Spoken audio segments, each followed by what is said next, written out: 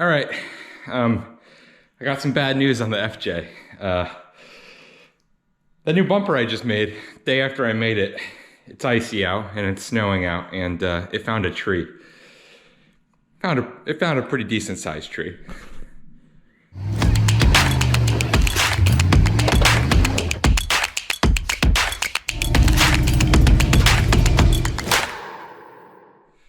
As you can see, the bumper found a tree. The welds on the bumper and the shape of the bumper held up great. It's just the mounting flanges bent a little bit and that upper leading edge. And of course we got body damage on the front end of the FJ itself. So yeah, it doesn't look great, but it's definitely fixable. And I'm a little embarrassed for finding the tree myself, but I guess it'll just be time to re-engineer that front end and rebuild it beefier. I'm gonna solemnly start taking this apart, stripping everything down and getting rid of everything that's bent and getting a better look at this myself. All right, so we got most everything stripped down. We're still gonna have to pull out the AC condenser and the radiator and put new ones in. You can see where the impact was. It's actually just the lower radiator cross member and the mid radiator cross member, the support piece right there. The frame is perfectly straight still, which is awesome. You know, there's no twisting or any craziness in the frame. These front mounts are bent, obviously, because this is skinny metal, but those can be replaced and re-weld it and the whole 9 yards. But yeah, no frame damage besides just the twisting in the cross member. This is obviously the weak point. And yeah, so these two are gonna have to get replaced, and then I'm gonna try and do some body work and mend this front clip. If not, I'll be ordering a new front clip, as well as side fenders and everything else too. But yeah, the biggest things are those two cross members. So yeah, I'm gonna sit here and stare at it. I'll probably, again, do the work off camera since it's not worth doing it on camera. Still a little emotional about it. All right, we're starting to line the floor with parts, which is a good thing. Here's how everything looks. I just went ahead and used the come along and some wheel stoppers for both tires to pull the upper radiator mount perfectly dead straight. But yeah, so getting everything lined up with the upper, the middle radiator support's cut out, and that lower cross member's cut out. So this I'm gonna rebuild. As you can see, I've got the cutout piece over here.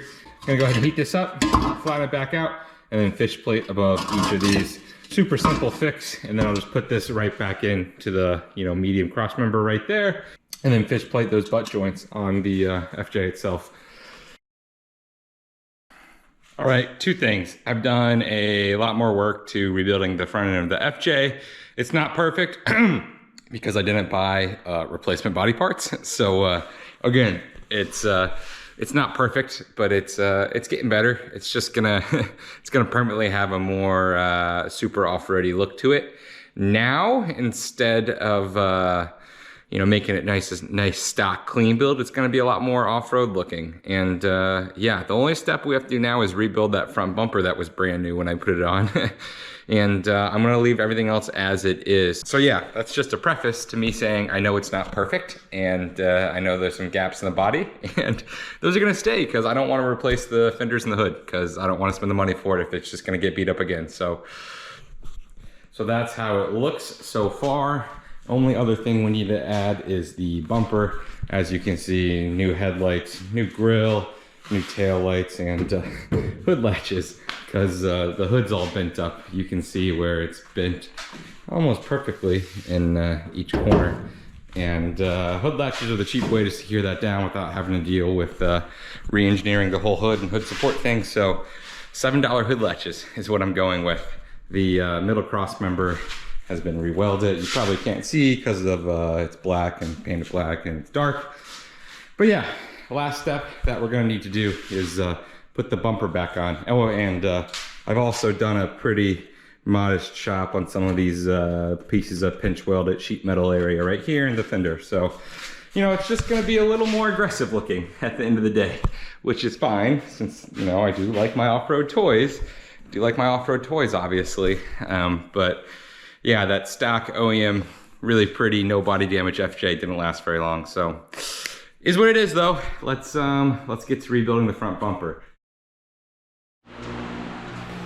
Man, the workshop is messy, but making some more progress, getting some of the design pieces out of the way on the new FJ bumper. And I'm gonna do like a little hybrid tube design, whereas bottom part's gonna be boxed, top part's gonna be tube. A lot of Jeeps do kind of hybrid designs just because tube's so expensive nowadays, but it should work well in the end. I think it should, at least. Here's how it looks. As you can see, those are the old wings. They're just tacked in place, but they're not quite level yet. And then this is just a 3/16 angle iron box. Trailer hitch receiver for a winch going right there. Then I'm gonna put another overlay piece on the inside to make this piece a triangle so it's nice and sturdy to the wings. And yeah, that's the way I'm gonna do it. This is kind of a little bit about how it's gonna look. Again, everything's tacked in place. Haven't put those upper pieces together quite yet. These are gonna be butt welded and fish plated probably, or just butt welded. We'll see when I get there. And then once these are back connected, we're going to talk about skinning that bottom box and skinning the top and probably putting a light bar in the middle, so. All right, so we've got everything tacked in place. Here's how the hybrid bumper is gonna look. Bottom section's gonna be boxed stainless steel. This is like 18 gauge, super thin stuff. But the structure's all gonna be there from the skeleton right here. And the stainless steel is really just gonna be for looks. So box stainless steel on the bottom. And yes, I know my AC condenser is all crooked back there. Perks of crashing your car into a tree. And I'm not fixing the front fender clips, so. All that's left to do now is take it off the truck and fully weld everything and weld the skins onto the top. And maybe add some gussets too if I really am feeling it. So, gonna pull this off the truck real quick and get to burning things in. All right, so we got the bumper off. Everything is fully welded in place. As you can see, back triangle is stitched, added a little bit of rigidity to the where the trailer hitch goes. This is the back side of it, obviously, so none of the welds are gonna be the prettiest, but let me flip it over real quick. I'll show you the front. All right, that's the front of the bumper. As you can see, it's kind of sitting at an angle, just having it perched up. You know, nice pretty welds across all the seams. And now, the last step is gonna be adding a faceplate right here and a faceplate on top. So I'm gonna cut out a stainless steel cabinet face. This is pretty close to the right size, so should look pretty on there. So yeah, I'm gonna go cut that out, put it on, and next time you see it, it'll be done. Let's do it.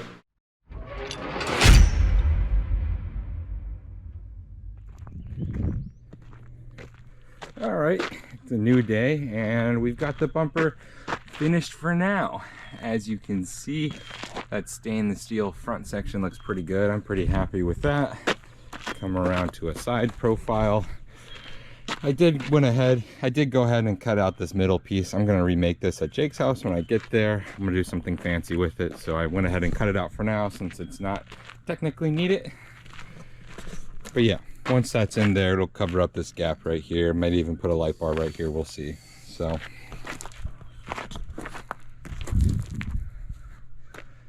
and also you can see those two rock sliders I put in. Those were, I just bought those. It wasn't cost effective to build them myself, so I just bought them and they bolt right into the threaded holes in the frame, so it's nice and easy. Another little profile shot right here. I actually really like the finish on that stainless steel. I know it's a cabinet face, but whatever works, right? Get a little bigger view of the FJ. And yeah, I'm happy with that. It's not the it's not the ideal solution, but it's definitely a solution for the time being, and I'll probably keep working on it. So, yep.